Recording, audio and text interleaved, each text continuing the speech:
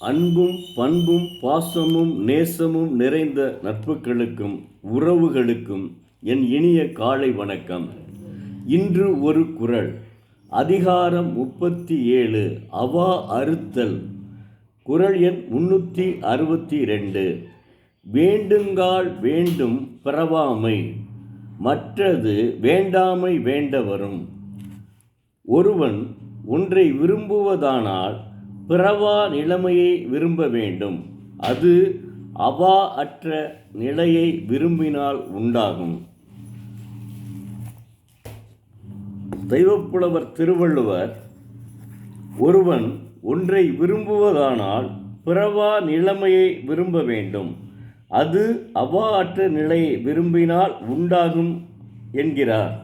உதாரணமாக, ஒருவன் நாம் மிகப்பெரிய செல்வந்தன் ஆக வேண்டும் என்ற பேராசை இல்லாமல் வாழ்ந்தால் அவனுக்கு பிறவா நிலைமை கிடைக்கும்.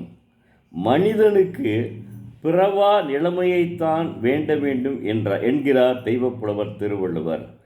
பொதுவாகவே நாம் பேராசையை ஒழித்து அறவழியில் உழைத்து வந்தால் நம் எண்ணங்கள் வண்ணங்களாக நிறைவேறும். அதனால்தான் புத்தர் கூட போதி மரத்தடியிலே அமர்ந்து ஆசையே துன்பத்திற்கு காரணம் என்கிறார். திரைப்பட கவிஞர் பட்டுக்கோட்டை கல்யாண சுந்தரம், குறுக்கு வழியில் வாழ்வு தேடிடும் திருட்டு உலகமடா என்கிறார். இந்த உலகத்தை கவிதை வடிவில் எடுத்து இயம்புகிறார். வள்ளுவர் வழியில் பேராசையின்றி பிறவா நிலையை விரும்ப வேண்டும். தெய்வப்புலவர் பிறவா நிலைமை வேண்டுமென்று எல்லா மகான்களும் அதைத்தான் விரும்புகிறார்கள். ஏன்னா மறுபிறவி தேவையில்லை, அதுதான் வேணுமே ஒழிய இந்த பிறவியில் நம்ம எப்படினாலும் நல்லபடியாக வாழ வேண்டும் என்றால் உழைத்து வாழ வேண்டும்.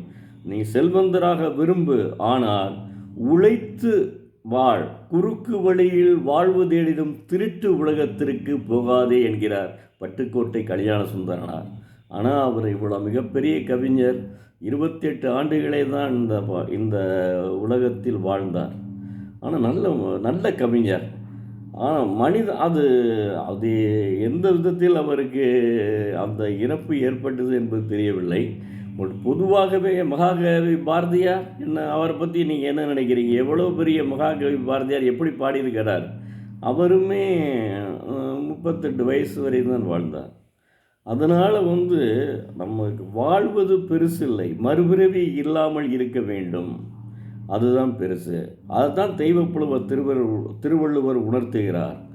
திருவள்ளுவருடைய கருத்துக்கள் அனைத்தையும் நாம் பின்பற்றினால் நிச்சயமாக நம் வாழ்க்கை மலரும் மலரும் மலரும் மலரும். நன்றி, வணக்கம். நாளை மீண்டும் பார்ப்போம்.